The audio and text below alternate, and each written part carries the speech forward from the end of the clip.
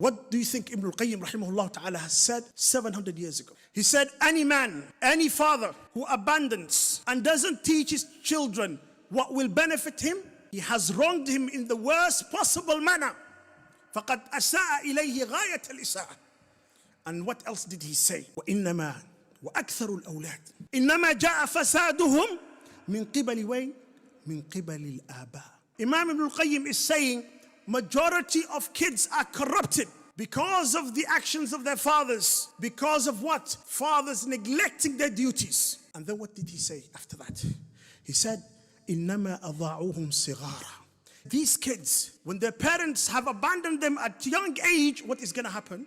Now when the kids grow up and you become too old as a father, they will abandon you that time. Because if we do not teach our children Islamic values, the Quran and the Deen and the Sunnah of the Prophet sallallahu alaihi wasallam, what's going to happen? When they grow older, they will also not going to be useful to themselves, neither are they going to be useful to their parents.